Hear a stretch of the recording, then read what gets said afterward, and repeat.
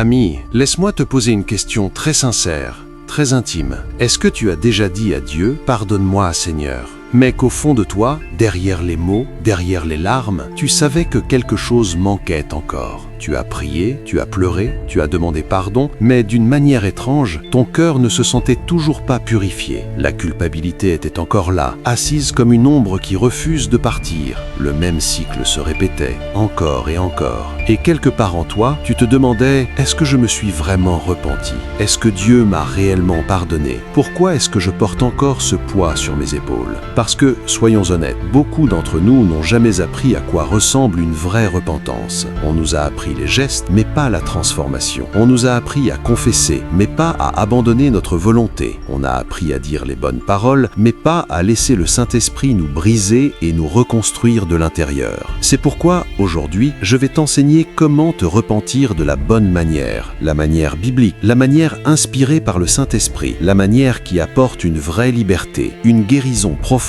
et un changement durable. Pas le pardon superficiel qu'on a grandi en disant juste pour soulager notre conscience. Pas la confession motivée par la culpabilité qui te fait t'excuser sans cesse, mais sans jamais te transformer. Pas cette habitude de dire désolé rapidement et de passer à autre chose, en laissant ton cœur exactement dans le même état. Non, c'est le genre de repentance qui adoucit ton esprit, qui brise les chaînes contre lesquelles tu luttes en secret et qui restaure ton intimité avec Dieu d'une façon que tu n'as peut-être pas ressentie depuis des années. Ce message va te libérer, il va briser des cycles, il va t'aider à enfin respirer de nouveau. Parce que Dieu ne veut pas que tu sois prisonnier de la culpabilité, il veut te restaurer. Mais avant d'aller plus loin, aime cette vidéo, partage-la avec quelqu'un qui a désespérément besoin d'une percée spirituelle. Abonne-toi pour ne jamais manquer des messages comme celui-ci et commente « Seigneur, donne-moi un cœur repentant ». Très bien, prends une grande respiration. Commençons. Deuxièmement, la repentance, ce n'est pas dire pardon, c'est une reddition totale. La repentance n'est pas une réaction émotionnelle, c'est une décision spirituelle. C'est bien plus que dire « Seigneur, je suis désolé ». Cela va au-delà des larmes, au-delà de la culpabilité, au-delà du malaise que tu ressens quand tu tombes. Le mot grec pour repentance, métanoïa, signifie un changement complet de pensée, un virage total de direction, un retournement du cœur loin du péché et vers Dieu. Ce n'est pas un instant de tristesse émotionnelle, c'est un moment de reddition spirituelle. Les émotions peuvent te faire pleurer, mais elles ne peuvent pas te rendre pur. La vraie repentance, c'est quand quelque chose à l'intérieur de toi se réaligne avec le ciel. Quand ton cœur dit « Je ne peux plus continuer à vivre comme ça ». Non pas parce que tu te sens coupable, mais parce que tu comprends enfin que Dieu mérite mieux de ta part et que tu désires mieux pour toi-même. C'est pour ça que tant de personnes se sentent mal mais ne changent jamais. Tu peux pleurer sans jamais te repentir. Tu peux te sentir coupable sans jamais te rendre. Tu peux prier pendant 3 heures, citer des versets, chanter des louanges et retourner dans le même péché si tu n'as pas abandonné ta propre volonté. La culpabilité peut te pousser à t'excuser, mais seule la reddition peut te donner la force de te détourner. La repentance, c'est quand tu arrêtes d'essayer de contrôler le péché et que tu admets que tu n'as aucun contrôle. C'est quand tu arrêtes de défendre l'habitude et que tu commences à la démanteler. C'est quand tu arrêtes de chercher des excuses et que tu commences à prendre des décisions fermes. La vraie repentance, c'est quand ton cœur dit « Seigneur, cette chose est plus forte que moi, mais elle n'est pas plus forte que toi. Je la remets entre tes mains parce que ma force ne suffit pas, mais ta grâce, elle, est suffisante. » C'est pourquoi la vraie repentance a le son de l'abandon. Elle ressemble à « Seigneur, j'abandonne ceci. Je dépose cela à tes pieds. Je me détourne de ce péché et je me tourne entièrement vers toi. » La repentance est un changement de seigneurie. C'est le moment où tu détrônes le péché et où tu rétablis Jésus sur le trône de ta vie. Quand le péché cesse d'être ton maître et que Christ redevient ton Seigneur. Quand tu passes d'une vie conduite par la chair à une vie conduite par l'esprit. La repentance n'est pas simplement un changement de comportement, c'est un transfert de propriété. C'est remettre à Dieu les clés de ton cœur en disant « prends le contrôle ». Et quand cela arrive, la transformation devient réelle. Les cycles se brisent, les désirs changent et tu commences enfin à marcher dans la liberté que la culpabilité n'aurait jamais pu te donner. Troisièmement, la repentance implique la confession, mais dans la vérité, pas dans les justifications. La confession est l'une des parties les plus puissantes de la repentance. repentance. Pourtant, c'est aussi l'une des plus mal comprises et mal pratiquées. Beaucoup de chrétiens ne confessent pas du tout. Ils gardent leurs péchés dans le silence, espérant que Dieu va simplement fermer les yeux ou le balayer sous le tapis parce qu'il sait déjà tout. D'autres font l'inverse. Ils surexpliquent. Ils parlent encore et encore, donnant des contextes, des descriptions émotionnelles et de longues explications qui ressemblent davantage à une plaidoirie de tribunal qu'à une confession. Et puis, il y a ceux qui s'excusent en rejetant la faute sur la pression, la tentation, la situation ou même sur les gens autour d'eux. Mais la confession n'est rien de tout cela. La confession, ce n'est pas informer Dieu de quelque chose qu'il ignore. Ce n'est pas te justifier. Ce n'est pas donner de contexte. La confession, c'est être d'accord avec Dieu. Appeler le péché par son nom, tel que Dieu l'appelle, et te placer du côté de la vérité plutôt que du côté des excuses. 1 Jean 1,9 dit « Si nous confessons nos péchés, il est fidèle et juste pour nous les pardonner ». Remarque que le verset ne dit pas si nous expliquons ou si nous justifions ou si nous décrivons les circonstances. Il dit « confessons ». Parle la vérité simplement. La confession, c'est quand ton cœur s'aligne avec la perspective de Dieu. C'est quand tu dis « Seigneur, ceci est un péché, pas une faiblesse, pas un trait de caractère, pas une circonstance, un péché ». Ce moment d'accord est ce qui déclenche le pardon, la purification et la restauration.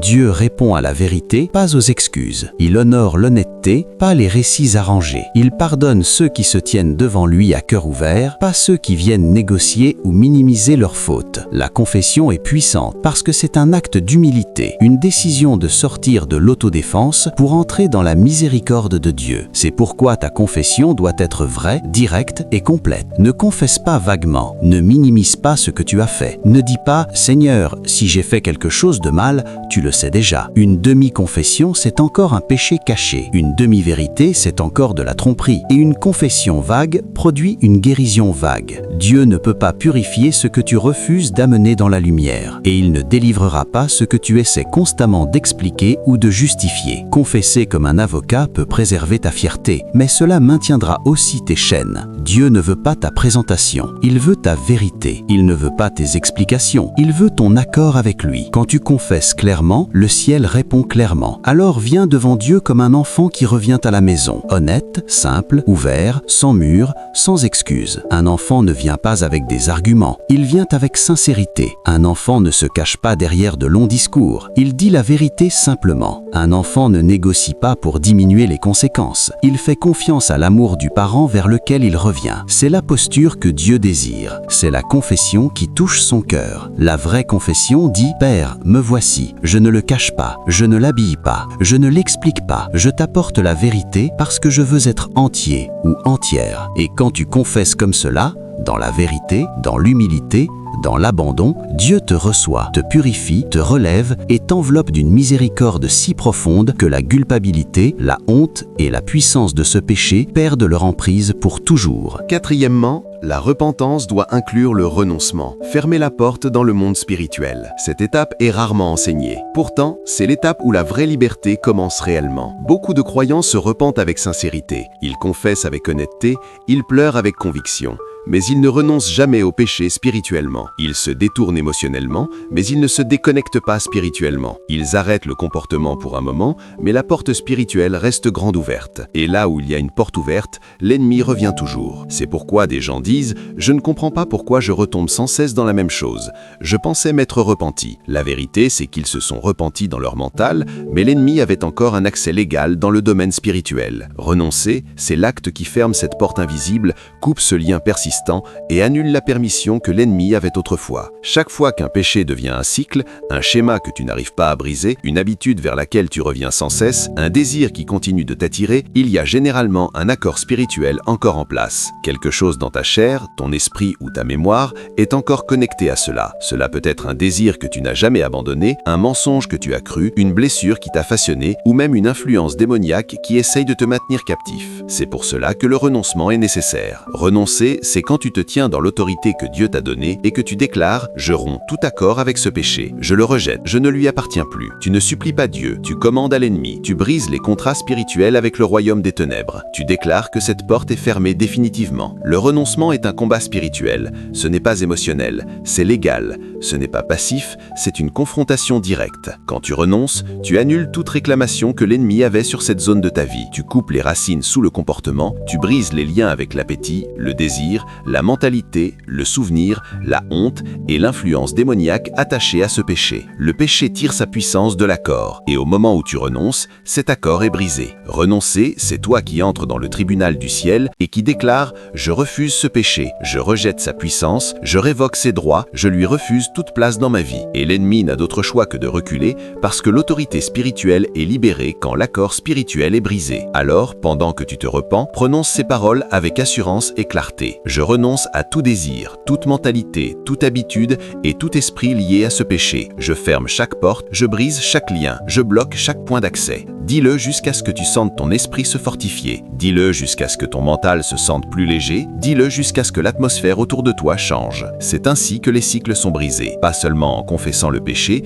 mais en renonçant à son influence. La repentance purifie ton cœur, le renoncement verrouille la porte. La repentance te tourne vers Dieu. Le renoncement empêche l'ennemi de te suivre. Et quand ces deux actions fonctionnent ensemble, le cycle s'effondre enfin. L'esclavage perd sa puissance et la liberté devient permanente. Cinquièmement, la repentance se prouve par ses fruits, pas par les sentiments. C'est ici que beaucoup de croyants sincères deviennent épuisés et confus. Ils font tout ce qu'on leur a enseigné. Ils se repentent, ils prient, ils confessent, ils pleurent. Et puis, ils attendent qu'un sentiment vienne confirmer que cela a fonctionné. Ils s'attendent à ce que le soulagement arrive immédiatement. Ils s'attendent à ce que la culpabilité disparaisse instantanément. Ils s'attendent à se sentir pardonnés. Et quand ce sentiment n'arrive pas, le découragement s'installe. Ils disent « Mais je ne me sens pas pardonné, je me sens encore souillé, je ne me sens pas différent du tout. » Et lentement, ils commencent à douter de leur repentance, de leur prière et même de Dieu lui-même. Mais c'est là que réside le malentendu. La repentance n'a jamais été conçue pour être validée par les sentiments. Les sentiments sont instables. Les sentiments sont influencés par la mémoire, les traumatismes, les habitudes et la peur. Les sentiments sont en retard sur l'obéissance. La repentance ne vit pas dans ce que tu ressens. Elle se révèle dans ta manière de marcher. L'Écriture est claire à ce sujet. Matthieu 3,8 dit « Produisez donc du fruit digne de la repentance ». Pas des sentiments, pas des sensations, pas un soulagement émotionnel, du fruit. Le fruit est une preuve qui apparaît avec le temps. Le fruit est la démonstration que quelque chose de réel s'est produit sous la surface. Tu ne plantes pas une graine aujourd'hui pour inspecter la terre toutes les heures et vérifier si ça fonctionne. Les graines travaillent silencieusement, invisiblement, patiemment. La repentance est une semence plantée profondément dans le cœur et la transformation commence sous terre avant de devenir visible. Dieu ne te demande pas de te sentir changé du jour au lendemain. Il observe si ta vie commence à se diriger dans une nouvelle direction. La vraie repentance peut sembler peu spectaculaire au début, mais elle accomplit un travail puissant là où les sentiments ne peuvent pas atteindre. Le fruit se manifeste de manière concrète et tangible. Il ressemble à un état d'esprit transformé. Les choses que tu justifiais autrefois te troublent maintenant. Les choses que tu défendais autrefois t'attristent désormais. Il ressemble à un comportement changé, pas une perfection instantanée, mais une résistance croissante, une conscience plus aiguë et des intervalles plus longs entre les chutes. Il ressemble à une nouvelle direction. Tu commences à t'éloigner des environnements, des conversations et des schémas qui te tiraient vers le bas. Il ressemble à un désir d'obéir à Dieu, pas juste d'éviter la punition. Il ressemble à un cœur adouci, moins sur la défensive, moins orgueilleux, plus enseignable, plus sensible à la conviction du Saint-Esprit. C'est ça, le fruit. Et le fruit ne crie pas, il pousse. Il ne se précipite pas, il mûrit. Et quand il apparaît, il parle plus fort que n'importe quelle émotion. Alors arrête de mesurer ta repentance par ce que tu ressens aujourd'hui. La repentance est une semence, et le fruit prend du temps. Donne au Saint-Esprit l'espace de travailler sans pression, sans panique et sans condamnation. Ne déterre pas la graine pour vérifier si elle grandit. Reste dans l'abandon, reste dans l'obéissance, reste aligné. Si tu t'es repenti avec révélation, rendu avec honnêteté, confessé dans la vérité et renoncé complètement, alors la transformation a déjà commencé. Même si tes sentiments sont lents à suivre, la croissance se produit, les racines se forment, le changement est en cours. Et avec le temps, le fruit apparaîtra. discrètement mais indéniablement, prouvant que ta repentance était réelle, que ton retournement était authentique et que l'œuvre que Dieu a commencée en toi est vivante et irréversible.